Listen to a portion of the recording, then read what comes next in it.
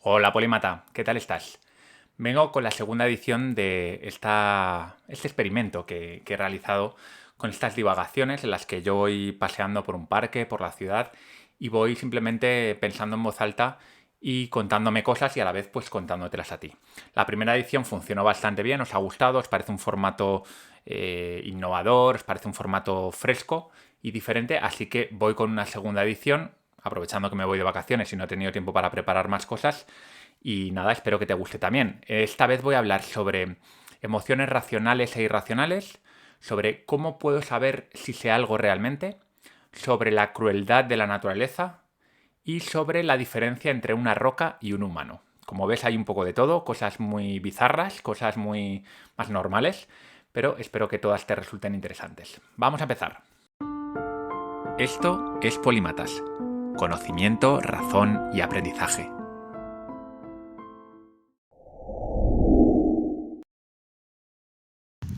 Quizá yo sea un tipo raro, pero los documentales de animales de la 2 me producen bastante congoja y bastante angustia y bastante pena. Sí, empatizo mucho con los animales que sufren, que son cazados, que mueren de hambre, que mueren de calor. Y esto es curioso porque me pasa más ahora que cuando era niño. Obviamente yo tengo una sensibilidad especial con los animales que puede que tú no tengas, pero no es de los animales de lo que quiero hablar. De lo que quiero hablar es de lo cruel que es de la vida en la naturaleza. Estos animales se enfrentan constantemente a ser comidos, a ser atacados, a ser impedidos, lo que en la naturaleza suele terminar en muerte. Si un león no te come, pero te hace una herida en una pierna que se te infecta y acabas perdiendo la pata, no la pierna, pues estás muerto, porque en el próximo ataque te van a devorar. A veces la crueldad viene del propio grupo, de tu propia manada, de tu propia bandada, de tus propios hermanos. En algunas especies de pájaro, los hermanos más grandes acaban echando del nido al más pequeño para poder comer más. Las enfermedades en el mundo natural, pues, como puedes entender o imaginar, son en muchos casos mortales. Una herida que se infecta puede terminar no solo en que pierda un miembro, sino en que se infecte la sangre y muera. O como te has convertido en el débil del grupo, pues en el próximo ataque vas a caer. Otras enfermedades simplemente te debilitan. El mundo natural está lleno de parásitos. Nosotros nos hemos alejado de ellos, los hemos controlado, pero aún así nos siguen dando guerra, ¿no? Los mosquitos, las garrapatas, los piojos, los chinches. Esto era completamente habitual hasta hace 4 días. La gente tenía piojos, las casas estaban llenas de pulgas en el campo.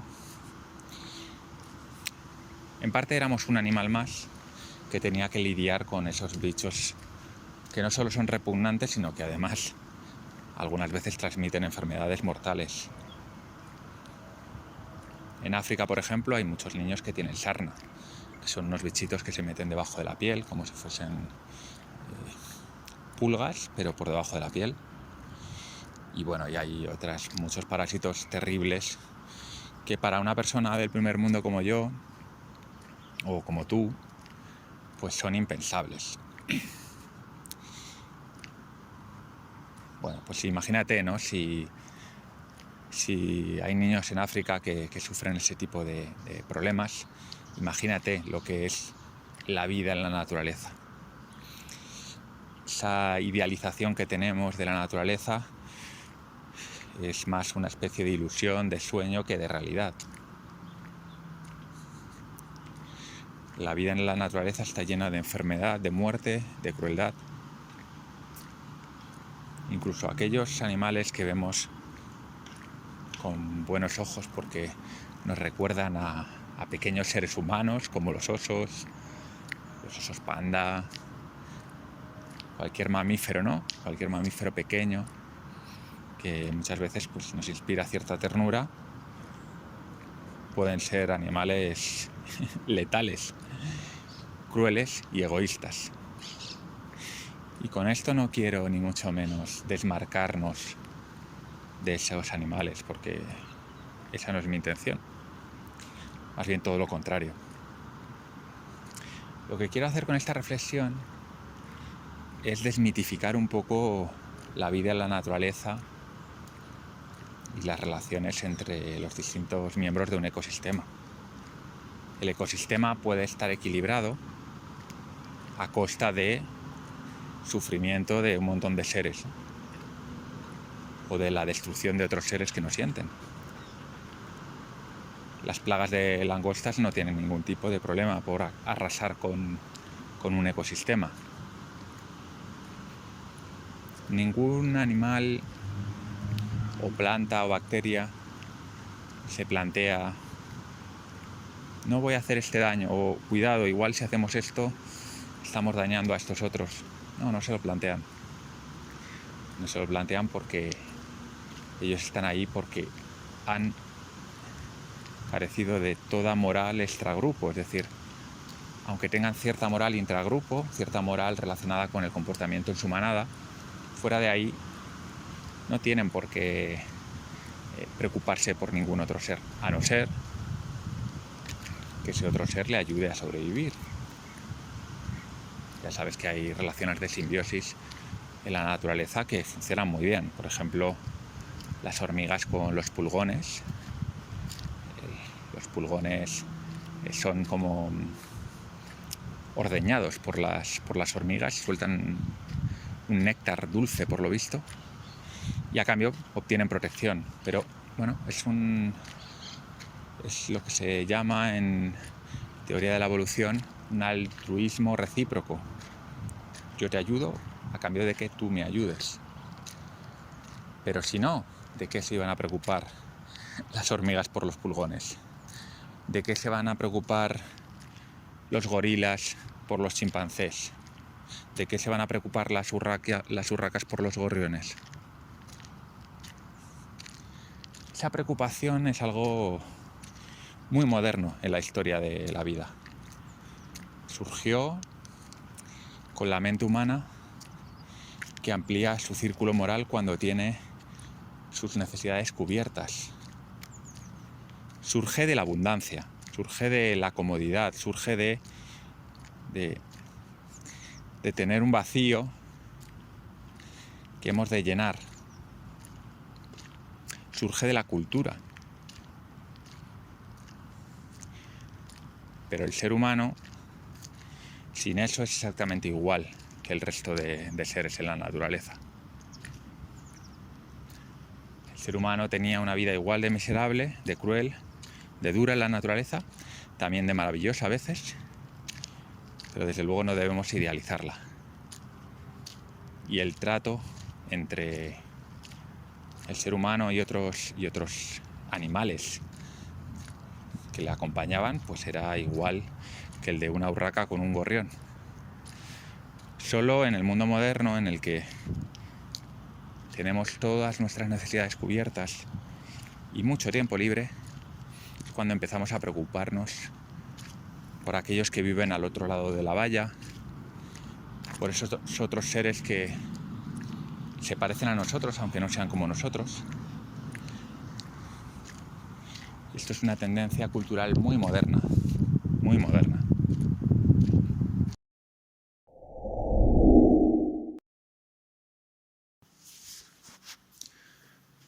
¿Cómo puedo saber si sé algo realmente? Una manera de hacerlo sería intentar entender si somos capaces de volver a aprenderlo si se nos borrase del cerebro. Es decir, Imaginemos el teorema de Pitágoras. Si alguien viene ahora mismo y me toca el cerebro de manera que me desaparezca el teorema de Pitágoras, ¿sería capaz de volver a elaborarlo a partir de los conocimientos en matemáticas y en geometría que tengo? En mi caso, ya te digo yo que no. Sin embargo, hay otras cosas que si se borrasen de mi cerebro sí podría construirlas de nuevo. Por ejemplo, se me ocurren un montón de cosas relacionadas con la salud, por ejemplo, con el ejercicio, con el estilo de vida. Si me borrasen de la cabeza que la mejor comida que puedo comer es la comida real, o que debería hacer todos los días ejercicio y moverme, o que probablemente estaría más sano si viviese rodeado de naturaleza que en una ciudad, si me borrasen esto del cerebro, que son cosas que yo sé, podría volver a construirlas. ¿A partir de qué? A partir de mis conocimientos sobre psicología evolutiva y sobre biología evolutiva. ¿Por qué? Porque al final el hecho de que sea saludable que yo coma comida real, no necesito memorizarlo, sino que procede de que la comida real es lo que comían mis antepasados, para lo cual yo estoy adaptado. Lo mismo con el ejercicio, el movimiento, la naturaleza, etcétera, etcétera. Este ejemplo es aplicable a todo en la vida. Si yo tengo el conocimiento profundo de los porqués de las cosas, si yo conozco el teorema de Pitágoras pero no memorizo las fórmulas, sino que entiendo de dónde viene y soy capaz de desarrollarlo, de verificarlo, de demostrarlo, no es tan importante que me acuerde de la fórmula. Probablemente no es nada importante que me acuerde de la fórmula, porque en cualquier momento voy a poder crear ese conocimiento de nuevo. Esto nos lleva a un punto interesante, y es que el conocimiento de verdad valioso es aquel que nos retrotrae a los principios fundamentales de las cosas. Es el conocimiento al que nos llevan las preguntas del por qué o para qué, o el cómo. ¿Por qué la comida real es saludable? ¿Cómo he llegado a esta fórmula? Así que, para saber si sabemos realmente, tenemos que entender si seríamos capaces de volver a construir ese conocimiento a partir de otros conocimientos que tengamos. Esa es una pregunta muy interesante que te puedes hacer. A menudo hablamos de la racionalidad como el antónimo de las emociones. En un lado del rango nos encontramos con la razón y en el otro lado con la emoción. Digamos que esto es lo que se mueve en la calle, lo que se habla en la calle. Obviamente, si hablamos con un psicólogo, probablemente nos hable de otra cosa. Pero bueno, entiendo que estoy dirigiéndome a personas que no dedican su vida a investigar en profundidad el cerebro humano. Así que, ¿realmente la emoción y la razón están separadas? ¿O no es exactamente así? Bueno, pues lo que yo diría es lo siguiente. La razón no es otra cosa que un método, un camino para cumplir tus objetivos. Al menos esta es una definición de razón que yo manejo habitualmente. Por lo tanto, ¿es la emoción racional? Bien, la respuesta no es tan sencilla como decir es racional o no es racional. Las emociones son racionales a veces. Cuando una emoción nos ayuda a cumplir nuestros objetivos, estamos hablando de una emoción racional. Cuando una emoción no nos ayuda, sino que nos aleja, estamos hablando de una emoción irracional. Voy a poner un ejemplo. A día de hoy, tener miedo, que es una emoción, a viajar en avión, es una emoción irracional, no nos ayuda a nuestros objetivos. ¿Por qué? Porque probablemente si en vez de ir en avión fuésemos en coche, estaríamos corriendo un mayor peligro. El miedo a ir en avión es un miedo ancestral que probablemente tiene que ver con que vamos por el aire, que no es nuestro medio natural. Pero ahora sabemos que el avión es más seguro que el coche y por lo tanto lo racional sería ir en avión. Una emoción racional, por el contrario, sería lo que sentimos cuando vamos por un callejón oscuro y nos encontramos con una persona andando hacia nosotros que tiene unas pintas sospechosas. El 99% de las veces probablemente nos crucemos con esa persona y no nos ocurra nada.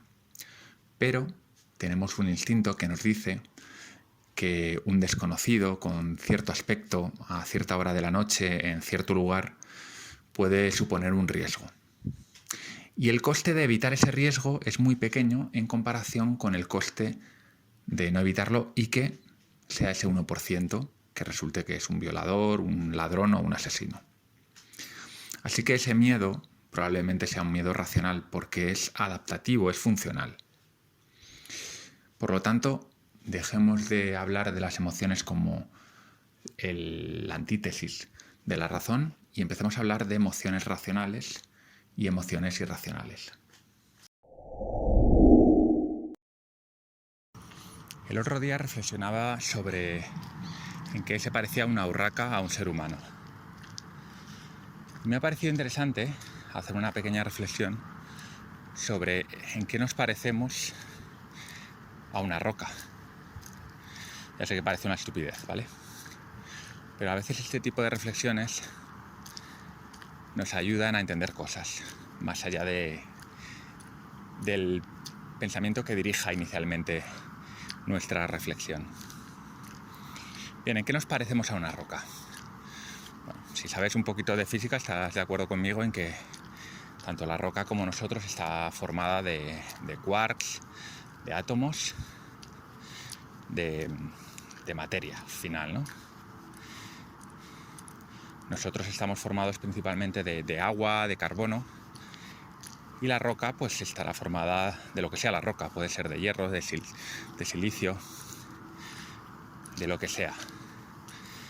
Ahí ya empieza nuestra primera diferenciación, y es que nosotros, como he dicho, estamos formados mayoritariamente de agua, H2O, hidrógeno y oxígeno, y de carbono.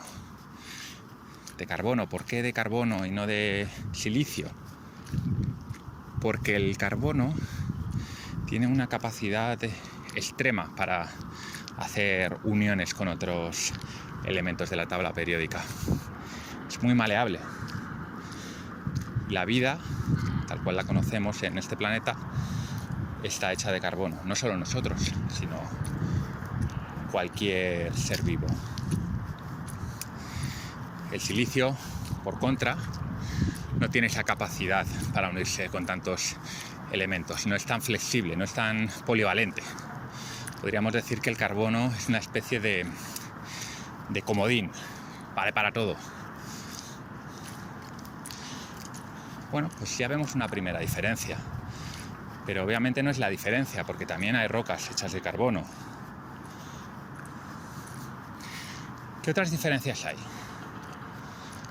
La roca tiene una composición que está hecha de unos pocos materiales, ¿no? Hablaba ahora del hierro, del silicio, del carbono, pero muchas rocas pues son una roca que nos podamos encontrar en el suelo puede tener distintos componentes, no solo uno, pero generalmente pues suelen ser pocos y suelen estar organizados pues como bloques, ¿no? Silicio, silicio, silicio, carbono, carbono, carbono, hierro, hierro, hierro. Pueden ser elementos sueltos o pueden ser unos pocos elementos, 2, 3, pero son como una especie de bloque de elementos.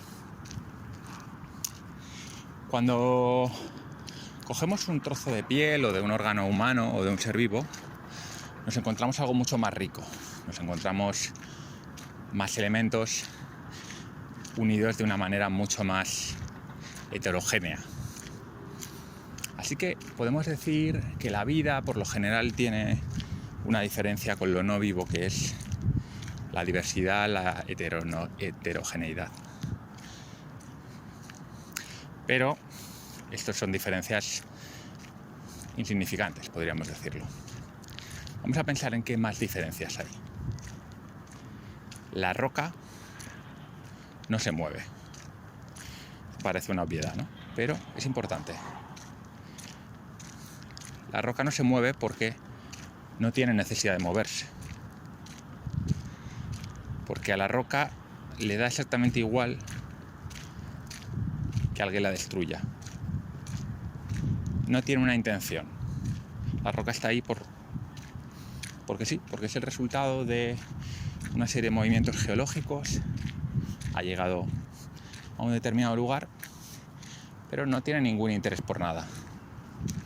Y por lo tanto tampoco se va a mover. No tiene que ir a buscar agua, no tiene que ir a buscar comida. Sin embargo, cuando nos vamos a la forma más simple de vida, una procariota, una bacteria, un virus, incluso si consideras los virus como vida, que la mayor parte de los científicos no lo hacen, pero bueno, todas ellas tienen algún tipo de movimiento. En el caso de las bacterias, a veces simplemente vagan, ¿no?, por el aire o por el agua, pero sí se mueven generalmente porque tienen que buscar alimento. Lo mismo pasa con las plantas. Las plantas no se mueven por lo general como los animales, pero sí que tienen cierto movimiento. Las ramas, por ejemplo, buscan la luz, las raíces buscan el agua. Es un crecimiento lento, es un movimiento lento, un movimiento a partir del propio crecimiento del ser. Y donde realmente la cosa cambia por completo es en el mundo animal. Los animales nos diferenciamos de las plantas principalmente porque nos movemos. Por eso tenemos un sistema nervioso. El sistema nervioso lo que hace es ayudarnos a movernos de una manera efectiva y eficiente. Así que volviendo a la roca, tenemos que la roca no se mueve, no tiene ningún interés por moverse, porque no tiene necesidades. La roca va a permanecer aunque no ingiera nuevos alimentos. Sin embargo, tú o yo, o esa sencilla bacteria, no va a permanecer, porque es una construcción que necesita nueva materia y necesita crear nuevo orden a partir del metabolismo para compensar la entropía, esa tendencia que tiene el universo en general y en particular los seres vivos por deshacerse, por morir, por enfermar, por desaparecer. Es una lucha perdida de antemano, pero que podemos retrasar en el tiempo, ¿no? Y para eso nos movemos. La roca no tiene ese problema. Tiene una composición muy estable, muy simple, y que por lo general no se deteriora o se deteriora a una lentitud brutal. Podemos ver rocas en el suelo de cualquier monte que tengan millones de años. Sin embargo, los seres vivos, el más antiguo que podemos encontrarnos cuando damos un paseo por el monte, no tendrá más de 1000 años. Será algún árbol, probablemente.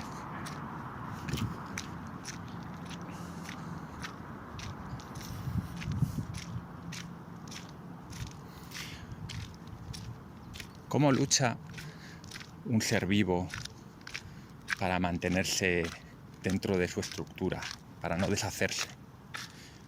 Pues ya lo he dicho, moviéndose, buscando una serie de componentes que necesita, que la roca no necesita porque ya los tiene y no los pierde.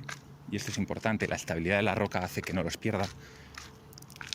El ser vivo es mucho más complejo, pero también mucho más inestable. La roca tiene otra ventaja, y es que no tiene depredadores. Sí, muchos animales, por ejemplo, pueden consumir algo de sal porque le dan minerales, pero no verás a ningún animal comer rocas, que no les sirven. No pueden procesarlas. De momento no conozco a ningún animal que pueda procesar una roca. Por contra, prácticamente todos los seres vivos tenemos depredadores y tenemos que movernos. ¿Qué ocurriría si hubiese animales que comiesen rocas, que fuese lo normal? Es interesante pensar en esto. Pues mira, probablemente lo que ocurriría es que no habría rocas, porque como las rocas no se pueden defender, si un animal pudiese alimentarse de rocas y ese animal prosperase, obviamente, porque tendría cantidad de rocas que comer, llegaría un momento que el mundo dejaría de tener rocas. Esos animales procesarían las rocas y luego echarían lo que fuese. Podría ser un sucedáneo de roca. Sin embargo, vemos rocas por ahí. ¿Por qué? Porque no tienen depredadores. Así que, como no tienen depredadores, no tienen necesidad de moverse.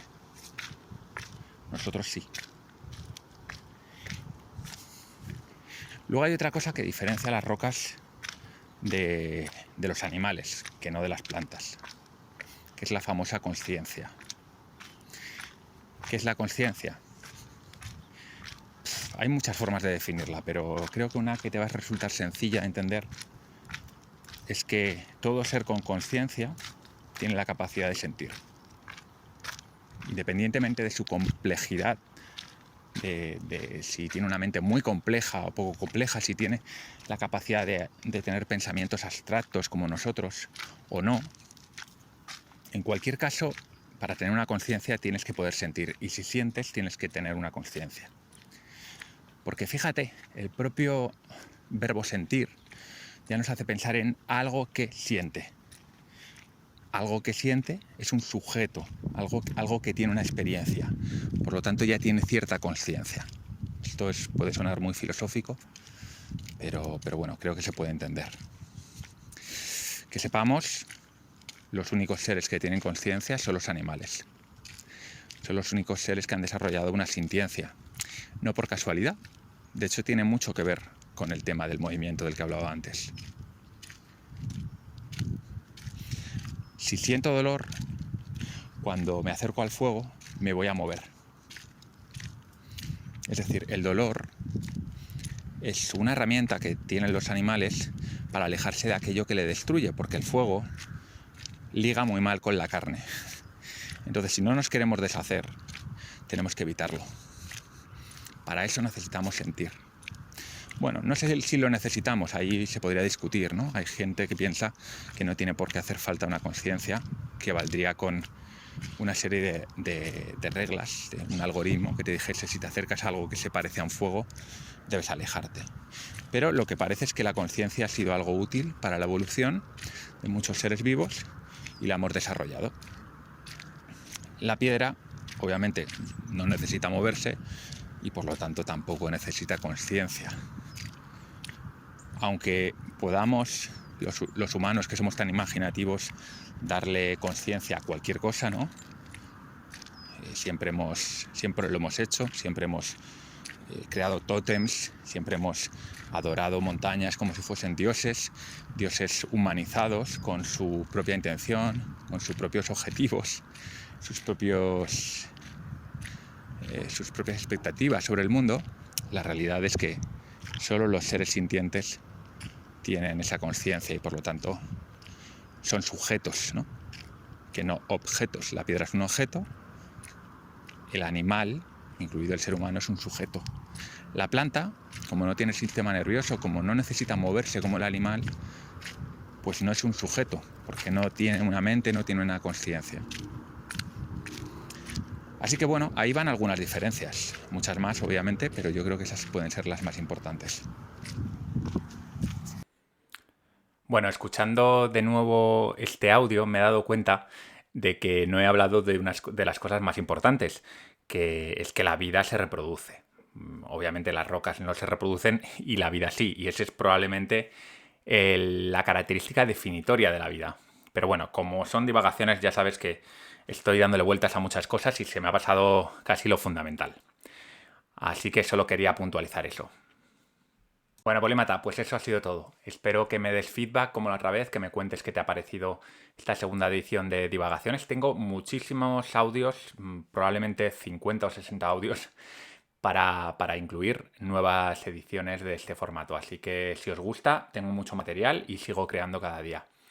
Y nada, me voy un par de semanitas de vacaciones, así que no vamos a tener polímatas en 2 semanas. Espero que no sea demasiado, pero luego volveré con las pilas cargadas y muchos más episodios de polímatas. Nos vemos en 3 semanitas. Hasta luego.